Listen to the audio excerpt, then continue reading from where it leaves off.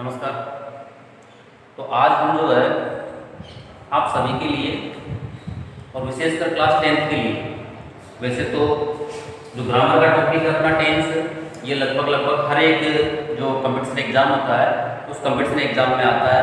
और सभी competition exam कोई सा भी हो, सभी के अंदर जो है लगभग इससे 5 से 7 यहाँ तक की संख्या के क्वेश्चन इससे पूछे जाते हैं।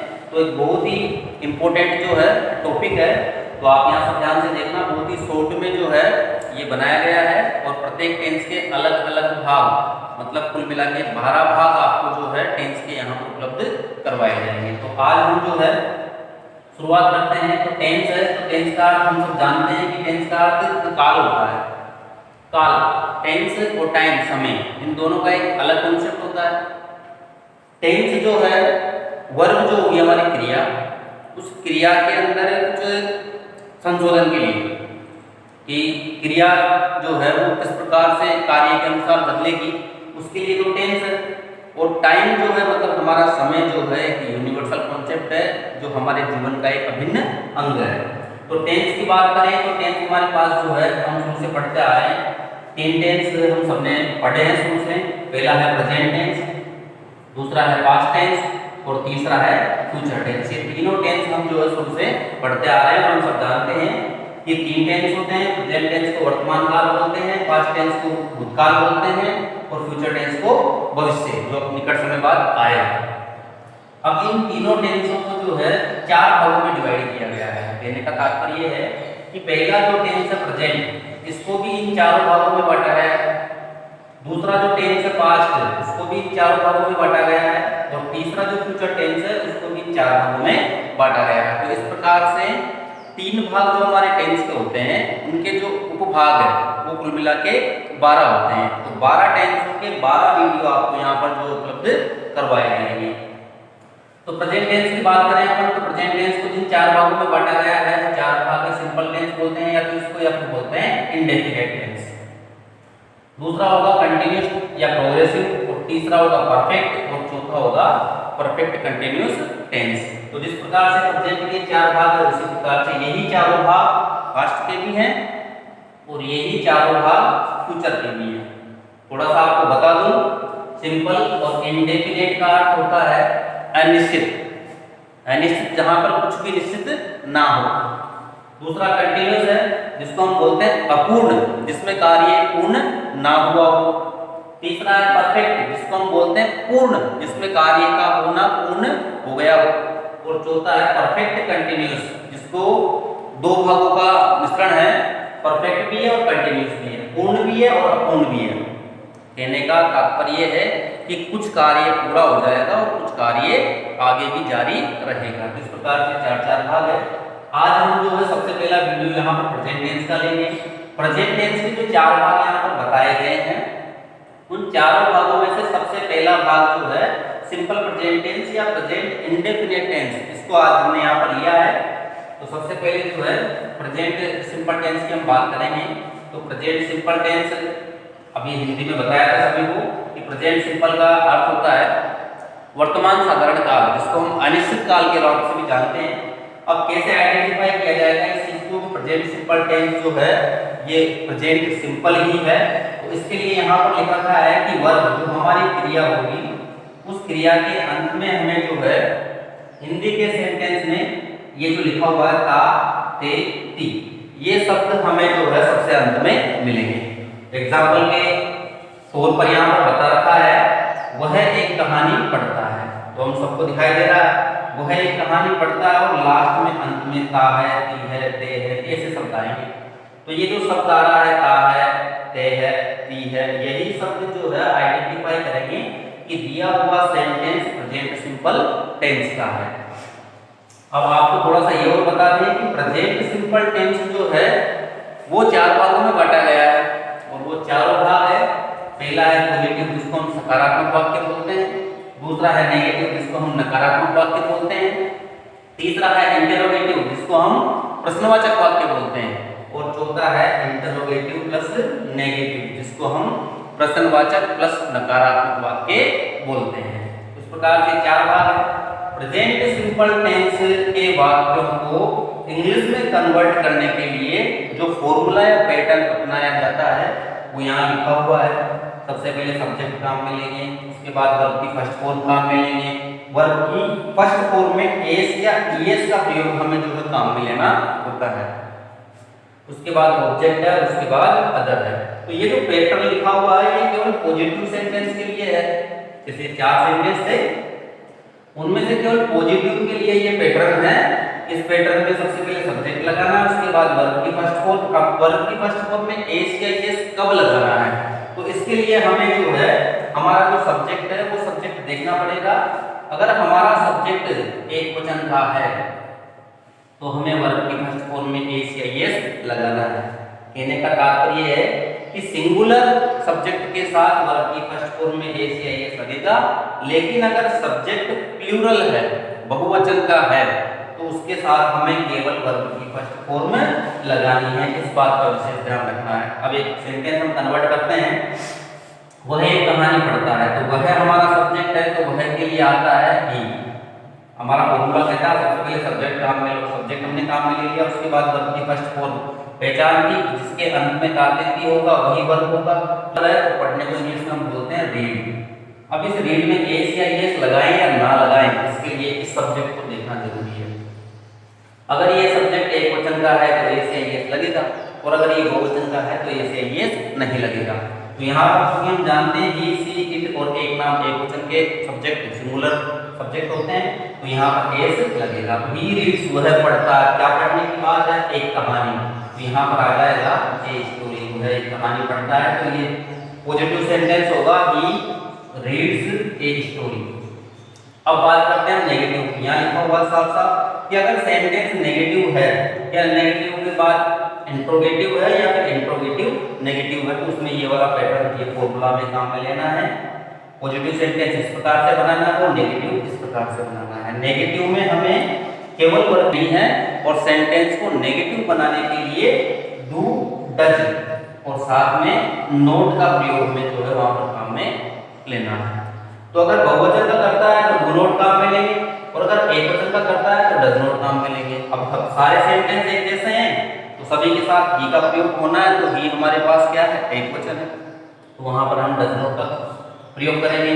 तो यहाँ सबसे पहले ही, उसके बाद डज नॉट, उसके बाद रीड। अब यहाँ पर रीड्स था और यहाँ पर केवल रीड है, तो उसका कारण है यहाँ लिखा था साफ साफ कि नेगेटिव सेंटेंस में केवल वर्ब की फर्स्ट फॉर्म ही लगानी है, उसके साथ या एस या ईएस नहीं लगाना है। तो he does not read a story, ये हो गया हमारा नेगेटिव सेंटेंस। अब बात करते हैं हम इंट्रोगेटिव की। तो इंट्रोगेटिव में क्या होगा कि ये जो सेंटेंस लिखा हुआ है, इस सेंटेंस के अंदर सबसे पहले सब्जेक्ट है, उसके बाद हेल्पिंग वर्ब है। तो इस हेल्पिंग वर्ब को हमें सबसे पहले रखना है और सब्जेक्ट को उसके बाद रखना है, तो वो इंट्रोगेटिव में कन्वर्ट हो जाएगा। तो यहाँ सबसे पहले डज है, डज आ गया, उसके बाद ही को सेकंड नंबर पे रखा, does he read a story. इस प्रकार से इंट्रोगेटिव में कन्वर्ट हो गया। इंट्रोगेटिव नेगेटिव में बनाना है तो थर्ड नंबर पे नोट लगाना है। थर्ड नंबर पे नोट लगाने का मतलब है सब्जेक्ट के बाद नोट लगाना है। तो यहाँ डज हेल्पिंग वर्ब है, यहाँ ही सब्जेक्ट है, तो एक, दो और ही के बाद नोट लगाएंगे थर्ड नंबर पे। तो ये हमारा सेंटेंस बन जाएगा इंट्रोगेटिव नेगेटिव वाला, does he not read a story, और पीछे क्वेश्चन मार्क लग जाएगा। तो इस प्रकार से एक सेंटेंस है, इसको चारों भागों में बदलकर आपको बता दिया गया है। तो ये तो था कि हिंदी के सेंटेंस को किस प्रकार से इंग्लिश में चेंज करते हैं, प्रेजेंट सिंपल टेंस के चारों सेंटेंस। अब बात करते हैं हम मेन, जो हमारे लिए कंपटीशन एग्जाम में क्लास 10th के अंदर जो correct form of the verb आती है, उन सभी में प्रेजेंट सिंपल टेंस का प्रयोग हमें किस आधार पर करना है, किस बेस पे करना है, उसके लिए क्या जानकारी होनी चाहिए, वो सब यहाँ पर यूजेस के द्वारा समझाया गया है। सबसे पहला प्रयोग था हैबिचुअल और रेगुलर एक्शन के लिए, कि अगर हैबिचुअल कोई आदत संबंधी कार्य आता है या फिर कोई रेगुलर एक्शन या फिर कोई नियमित किया जाने वाला कार्य आता है, तो हमें जो है हमेशा उस टेंस में प्रेजेंट सिंपल टेंस को ही काम में लेना है। तो यहाँ देखो उदाहरण बताए गए हैं, ही always comes here on Sunday, वह हमेशा यहाँ संडे को आता है।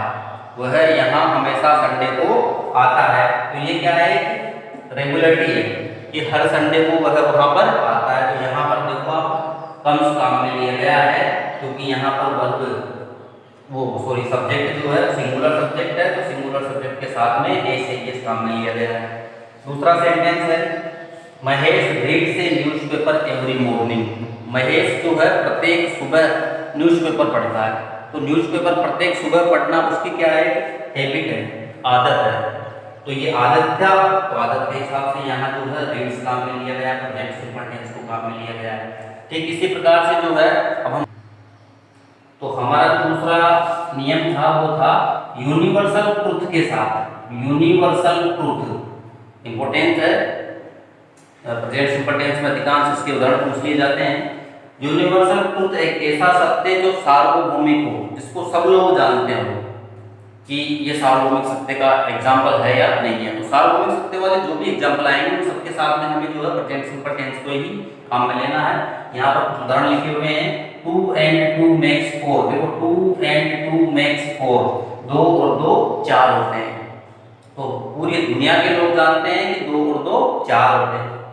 The earth moves round the sun, जो पृथ्वी है मूव चक्कर लगाती है राउंड द सन, सूर्य के चारों तरफ। तो ये हम जानते हैं, तो दूसरे देश वाले जो निवासी है वो भी यही जानते हैं कि पृथ्वी ही सूर्य के चारों ओर चक्कर लगाती है, ना कि सूर्य पृथ्वी के चक्कर लगाता है। तो इस प्रकार से यूनिवर्सल ट्रुथ के जितने भी सेंटेंस आएंगे उन सबके साथ में प्रेजेंट सिंपल टेंस का हमें प्रयोग करना है। अगला एग्जाम्स के लिए सबसे बेस्ट है, सबसे बेस्ट वे है ये वाला। ये जो एडवर्ब यहाँ पे लिखी हुई है, इन एडवर्ब्स के बारे में सभी को ध्यान देना चाहिए। क्लास 10 के अंदर माध्यमिक शिक्षा बोर्ड के जो एग्जाम होते हैं उनमें इंग्लिश के अंदर correct form of the verb में जो क्वेश्चन पूछे जाते हैं 8 सेंटेंस होते हैं, या 4 सेंटेंस एक नंबर के हिसाब से होंगे, या आधा नंबर के हिसाब से 8 सेंटेंस होंगे। तो उन सबको करने का सबसे आसान तरीका है ये एडवर्ब। तो इन एडवर्ब्स को याद रखना या ध्यान में रखना बहुत जरूरी है। कौन कौन सी एडवर्ब है, always, often, sometimes, generally, usually, rarely, seldom, never, daily, everyday, everyday के साथ every month, every year, once a week, once a month, twice a day, twice a week, twice a month. इस प्रकार से सारी adverb है। अगर ये किसी भी सेंटेंस में आपको मिलती है तो वहां पर आपको सीधा सा जो है बिना सोचे समझे प्रेजेंट सिंपल टेंस को काम में लेना है। जैसे यहाँ पर आया समटाइम्स, तो समटाइम्स के बाद आगे के वाक्य को देखने की आवश्यकता नहीं है, सीधा सा प्रेजेंट सिंपल टेंस उसमें भर देना है। यहाँ ही सिंगुलर सब्जेक्ट था तो कम्स आ गया, यहाँ भी ही सिंगुलर सब्जेक्ट है तो यहाँ बीयर्स आ गया, और ये सेल्डम यहाँ पर जो है हमारी एडवर्ब हो गई, जो यहाँ पर हमने लिख रखी है। इस प्रकार से चौथा नियम हमारे पास जो आता है वो आता है कंडीशनल सेंटेंस का। क्लास 10 के अंदर तो जब हम क्लोज पढ़ेंगे तो क्लोज के अंदर ये सब शामिल है। बाकी एग्जाम्स के अंदर बहुत सी बार इनके उदाहरण एग्जाम्पल पूछ लिए जाते हैं। अब कंडीशनल सेंटेंस में क्या है, सबऑर्डिनेट क्लोज और प्रिंसिपल क्लोज, दो क्लोज हमारे पास होंगे। एक क्लोज होगा सबऑर्डिनेट क्लोज और एक होगा प्रिंसिपल। प्रिंसिपल तो मुख्य वाक्य होगा, सबऑर्डिनेट आश्रित वाक्य होगा। तो सबऑर्डिनेट क्लोज, अब सबऑर्डिनेट क्लोज क्या है, कैसे पहचानेंगे, उसके लिए लिख रखा है ऐसा क्लोज, ऐसा उपवाक्य जो किससे शुरू हो, इफ से शुरू हो, व्हेन से शुरू हो, टिल से शुरू हो, अनटिल से शुरू हो, अनलेस से शुरू हो, एज सून एज से शुरू हो। तो इनसे शुरू होने वाला कोई सा भी वाक्य जो होगा वो सबऑर्डिनेट क्लोज का वाक्य होगा, और इनसे जो वाक्य शुरू होता है उसके साथ हमें प्रेजेंट सिंपल टेंस का प्रयोग करना है। अब बच गया प्रिंसिपल क्लोज।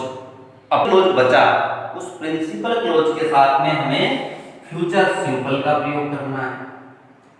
अब उदाहरण के द्वारा जो है यहाँ समझना कैसे करना है कि यहाँ से और यहाँ तक का एक वाक्य हम सबको दिखाई दे रहा है, उसके बाद ये कोमा यहाँ पर दिया हुआ है, और फिर ये दूसरा वाक्य यहाँ से और यहाँ तक का हम सबको दिखाई दे रहा है। तो दो वाक्य है, तो जाहिर सी बात है कि इनमें से एक तो सबऑर्डिनेट क्लोज है और एक इनमें से प्रिंसिपल क्लोज है। अब सबऑर्डिनेट क्लोज को पहचानो, यहाँ से यहाँ तक का वाक्य इफ से शुरू हो रहा है, इसका मतलब जो वाक्य इफ से शुरू होगा वही सबऑर्डिनेट क्लोज होगा, और जो सबऑर्डिनेट क्लोज होगा उसी के साथ हमें प्रेजेंट सिंपल का प्रयोग करना है। तो यहाँ देखना, if you run, if you run, तो यहाँ पर देखो प्लूरल सब्जेक्ट है, इसलिए यहाँ पर वर्ब की फर्स्ट फॉर्म काम में ली गई है। तो ये एक वाला सबऑर्डिनेट क्लॉज था कि उसके साथ में प्रेजेंट सिंपल टेंस काम में लिया गया है। दूसरा जो बचा हुआ है प्रिंसिपल क्लॉज, उसके साथ में फ्यूचर सिंपल काम में लिया गया है, यहाँ साफ-साफ दिखाई दे रहा है। ठीक उसी प्रकार से ये अनलेस से शुरू हो रहा है, तो ये हमारा जो है सबऑर्डिनेट क्लॉज है, तो इसके साथ में सी के साथ वर्ब की फर्स्ट फॉर्म और उसमें ए से एस काम लिया गया है, मतलब ये प्रेजेंट सिंपल टेंस है। और दूसरा वाला जो बच गया प्रिंसिपल क्लॉज, उसमें फ्यूचर सिंपल टेंस काम में लिया गया है। तो ये भी बहुत जरूरी है सीखना कि जो सबऑर्डिनेट क्लॉज होगा उसके साथ तो प्रेजेंट सिंपल टेंस आएगा, और जो प्रिंसिपल क्लॉज होगा उसके साथ में जो है फ्यूचर सिंपल टेंस आएगा। अगला यूज हमारे पास कि आंखों देखे हाल का वर्णन करते समय, आंखों से हम कुछ भी देख रहे हैं और देखते समय ही हम उसका वर्णन कर रहे हैं। जैसे हम मैच देखें, नाटक देखें, मूवी देखें या किसी भी कार्यक्रम को, कोई आयोजन हो, उसको हम देखें और देखकर उसको साथ के साथ हम बताते रहें, तो उसके लिए भी जो है प्रेजेंट सिंपल टेंस ही काम में लेना है। मैच को देखते समय जितनी भी कमेंट्री बोली जाती है वो सारी की सारी कमेंट्री जो है प्रेजेंट सिंपल टेंस का हिस्सा होती है।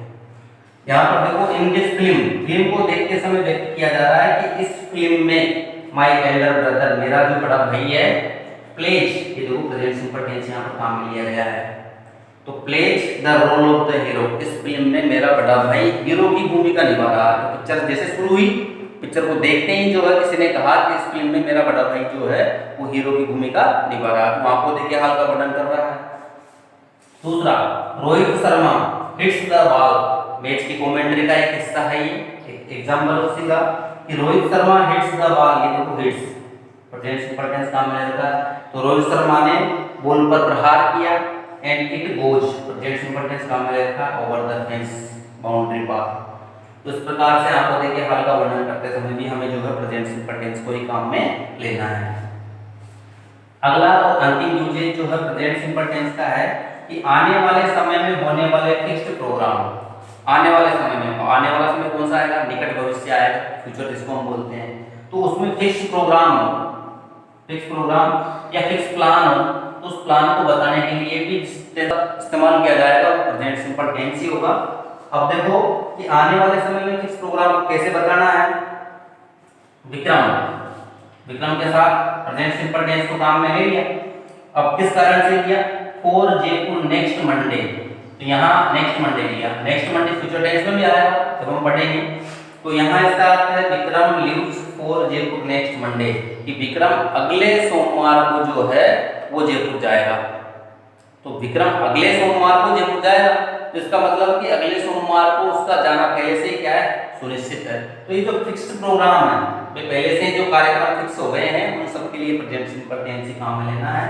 द स्कूल, जो विद्यालय है, रीओपन्स यानी पुनः खुलेंगे in the month of July, जुलाई के महीने में। तो जैसे मई के महीने में विद्यालय बंद हो जाते हैं, तो मई के महीने में विद्यालय के बंद होने के बाद फिर से जो है फिक्स आयोजन या कार्यक्रम होता है कि जो विद्यालय है उनका शुभारंभ जुलाई के महीने में ही किया जाए। तो इस प्रकार से ये सारे जो प्रयोग हमने पढ़े हैं वो प्रेजेंट सिंपल टेंस के पढ़े हैं, और आशा करता हूँ कि इससे बेस्ट तरीका जो है प्रेजेंट सिंपल को समझने का आपको कहीं पर भी नहीं मिलेगा। जिस प्रकार से प्रेजेंट सिंपल का वीडियो आपके लिए यहाँ उपलब्ध करवाया गया है, उसी प्रकार से शेष बचे हुए 11 भाग का वीडियो भी जो है आप सभी को अलग अलग पार्ट में उपलब्ध करवाया जाएगा। तो मैं आशा करता हूँ कि आप सभी को जो है ये समझ में आया होगा, और उम्मीद करता हूँ कि आप ज़्यादा से ज़्यादा इस वीडियो को दूसरे विद्यार्थियों को शेयर करेंगे। निःशुल्क जो क्लासेज है हमारी दृश्य क्लासेज, उसका सभी विद्यार्थी लाभ उठा पाएँ, तो आप ज़्यादा से ज़्यादा इस वीडियो को शेयर करो और चैनल को सब्सक्राइब, लाइक और कमेंट करो। किसी भी समस्या के लिए आप हमारे कमेंट बॉक्स में जाकर हमसे सीधा उत्तर पा सकते हैं। धन्यवाद।